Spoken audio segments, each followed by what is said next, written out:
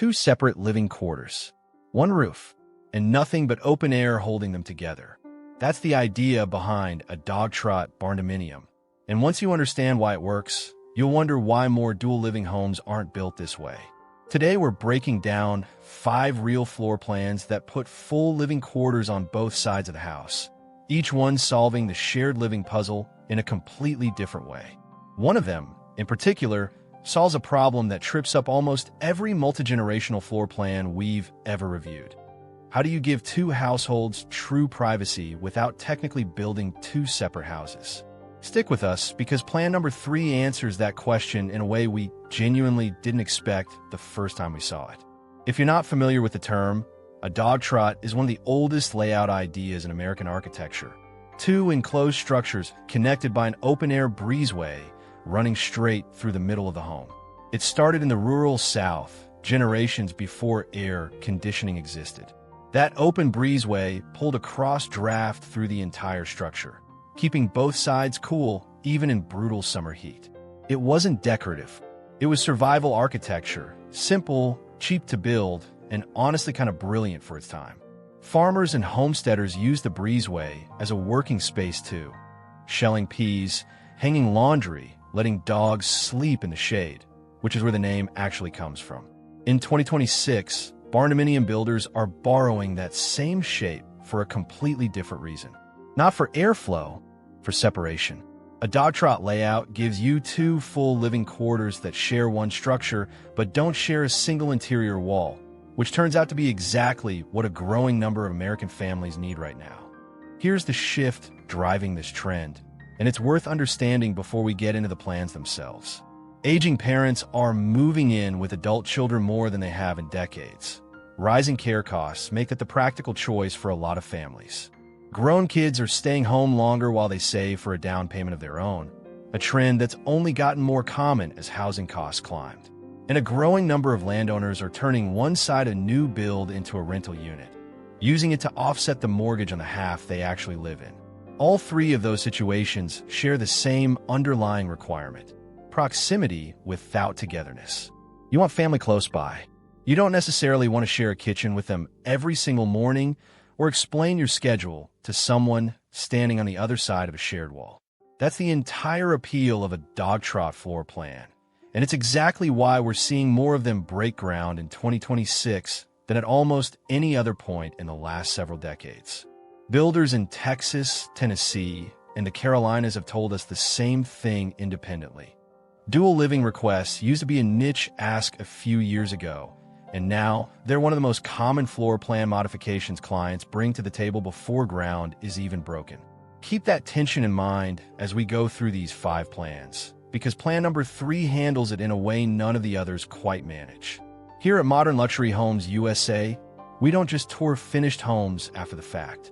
We spend a lot of time comparing floor plans before they're ever built, because the decisions that matter most in a barndominium happen on paper months before the concrete gets poured and long before it's too expensive to change your mind. That's exactly what today's video is. 5 dogtrot floor plans compared and broken down piece by piece. So if you're planning a dual living build of your own, you're not starting from a blank page. If breaking down real floor plans like this is useful to you, go ahead and subscribe. We compare layouts like this every week, and there's a lot more coming for anyone planning a barndominium build in 2026, dual living or otherwise. Before we walk through each one, here's exactly what we're evaluating them on, so you can weigh these the same way we did instead of just taking our word for it. Square footage efficiency, how much usable living space you actually get per dollar of build cost. Privacy between the 2 sides, sound, sight lines, and whether the breezeway genuinely separates the 2 households or just visually suggests it. Estimated cost per plan, based on 2026 barndominium build averages. In breezeway usability, whether that connecting space works comfortably year-round or only during the 4 or 5 nice weeks of spring and fall. For criteria, evaluated side by side. No single plan wins on all 4 categories, and honestly, that's part of what makes this comparison worth doing properly instead of just picking a favorite and moving on. The open breeze. We'll start with the layout that keeps things simplest, a plan we're calling the Open Breeze because that's exactly what it delivers. This plan uses a fully open-air breezeway connecting the two sides. No roof extension beyond the walking path. No screening, nothing enclosed. Just a straight, uncovered walkway linking one living quarter to the other. It's the least expensive version of a dog trot to build, and in a mild, dry climate, it's genuinely pleasant to live with. There's something appealing about stepping outside, just to move between rooms. It keeps the whole home feeling connected to its surroundings in a way fully enclosed houses rarely manage. But the hero detail here is also its biggest limitation. Because the breezeway is completely exposed, it stops being usable the moment the weather turns. Rain, snow, high wind, even a hard freeze. You're back to walking around the outside of the property entirely just to reach the other side, which somewhat defeats the purpose of a connected dual living home in the first place. This one works best in warmer, drier regions, Texas, Oklahoma, parts of the Southeast, where the trade-off barely registers most of the year. In a Midwest winter, it's a much harder sell. There's also a cost story worth mentioning here, because this plan skips any breezeway enclosure entirely. It typically comes in as the least expensive of the 5 to build per square foot, which makes it a reasonable entry point for a family testing out dual living for the first time without committing to a larger budget up front.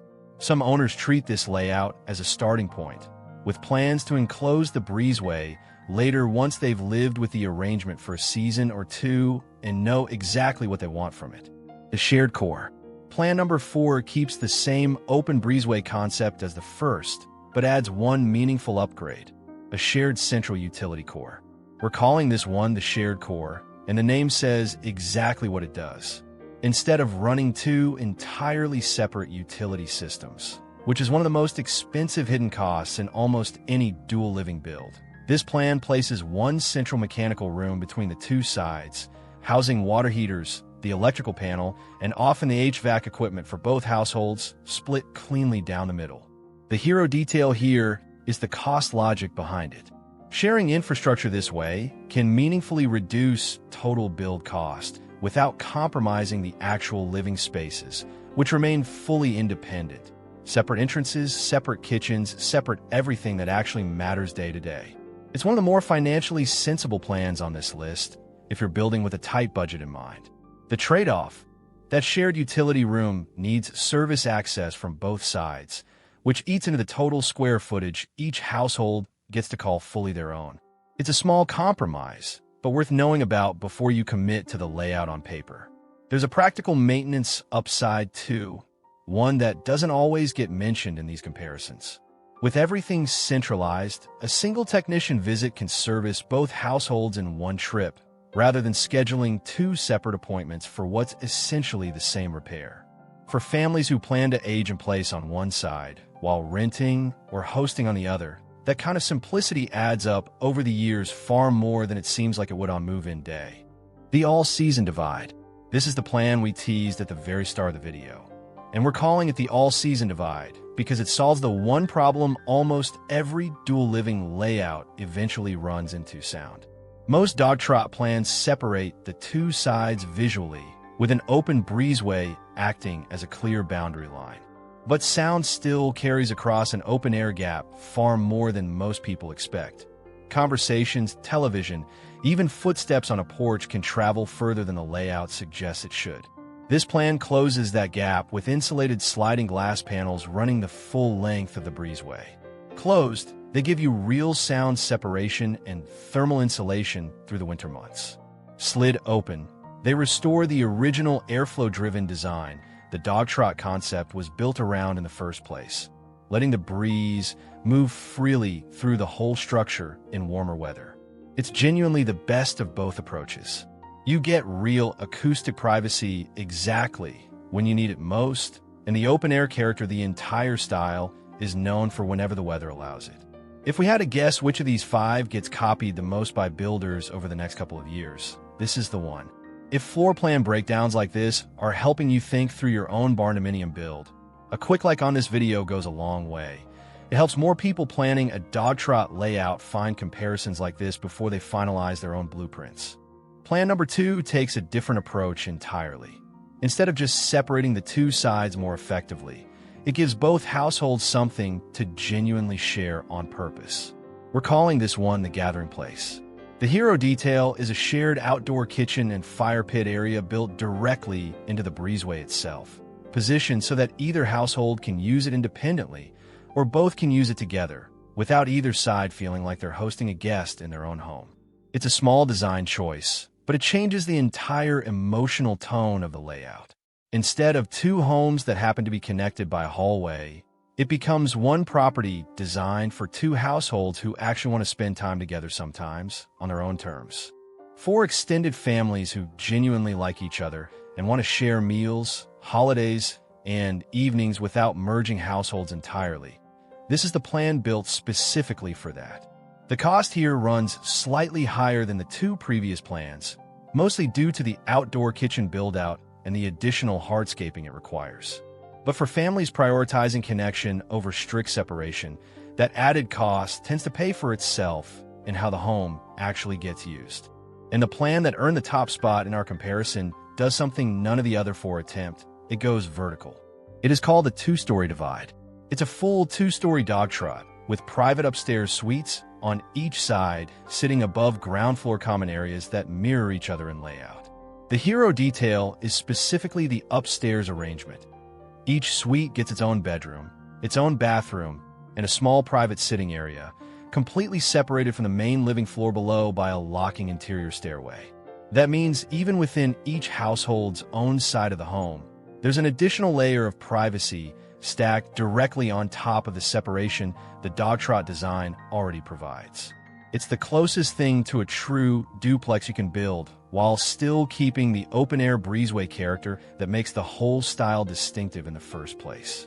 It's also the most expensive plan on this list by a meaningful margin. The second story adds structural costs that none of the single-level plans carry. But square foot for square foot, it delivers more genuine separation, both between the two households and within each household's own space, than anything else we looked at for this comparison. Here's the honesty beat, and unlike a single home review, this one applies across every plan on this list, not just one. None of these 5 floor plans fully account for something that catches a lot of buyers off guard once construction actually starts: duplicate plumbing and electrical costs, 2 full kitchens, 2 full bathroom setups, often more than one per side, 2 separate HVAC zones running independently. On paper, a Dogtrot Barndominium reads like a single build. In practice, your mechanical and utility costs behave a lot closer to building 2 smaller homes than 1 larger one. And that number rarely shows up clearly until you're already deep into a detailed quote from a contractor. If you're planning a dual living build of your own, get that specific number nailed down early before you fall in love with a floor plan. It's the single most common surprise we hear about from people who've actually gone through this process themselves. It's also worth asking your builder directly whether their quote assumes 1 meter or 2. Some municipalities require separate utility metering for any structure with 2 independent kitchens, even if the whole thing is technically one address on paper. That single question, asked at the very first meeting, can shift your total budget more than almost any finish or fixture choice you'll make later in the process.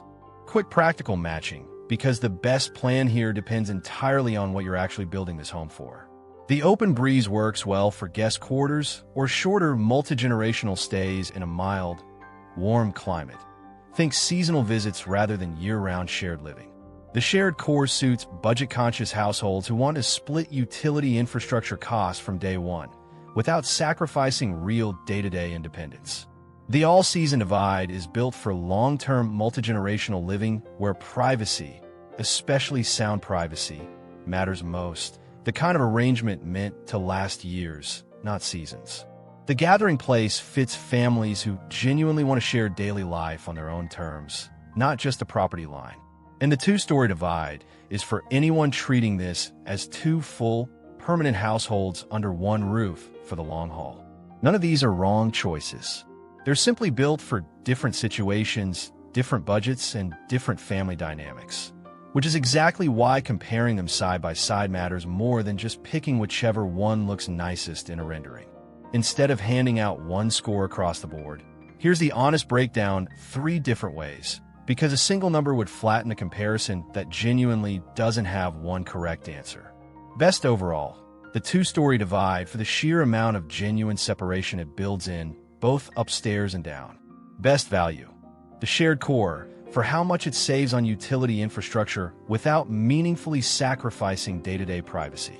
Best for privacy specifically, the all-season divide, because that enclosed, convertible breezeway solves the one problem that quietly undermines most dual living builds before anyone even moves in. 3 different answers, depending entirely on what you're optimizing for. That's the honest truth about comparing floor plans this way. There isn't one universally correct choice, only the right choice for your specific situation, budget, and climate. If you're designing your own dual living layout, a few things translate no matter which of these 5 plans you lean toward. Get your utility and mechanical costs quoted early, before you're emotionally attached to a specific floor plan. Decide up front whether you want a fully open or a fully enclosed breezeway based on your actual regional climate, not just how it looks in a rendering. And be honest with yourself early on about whether you want true separation or genuine shared living, because those are 2 different design goals, and trying to split the difference halfway is usually where Dogtrot builds run into the most trouble down the line. One more thing worth doing before you finalize anything. Walk the breezeway concept at a real, built example if you can find one nearby at different times of day. A rendering can't tell you how that space actually feels at 7 in the morning in January, or how much privacy it really offers once 2 households are living their normal lives on either side of it. Paper plans are a starting point. Standing in the actual space, even someone else's version of it, tends to clarify a decision faster than another round of blueprint revisions ever will. So here's the real question worth sitting with. Which of these 5 would you actually build? Are you team enclosed breezeway, prioritizing privacy and year-round comfort? Or do you want that fully open-air feel no matter what season it is outside? Let us know in the comments. We read every single one of them, and it genuinely shapes which plans we cover next. If breakdowns like this are helping you plan your own barndominium build, subscribe to Modern Luxury Homes USA. We're covering more dual living and multi-generational floor plans soon, and the next one flips this entire concept in a direction you probably haven't considered yet. A good dual living home isn't the one that keeps 2 households apart. It's the one that lets them choose every single day exactly how close they want to be. Floor plans, dimensions, construction details, pricing estimates, and design concepts discussed in this production are based on publicly available information and market research available at the time of production. Actual layouts, costs, finishes, and specifications may vary depending on location, builder, customization, and local building requirements.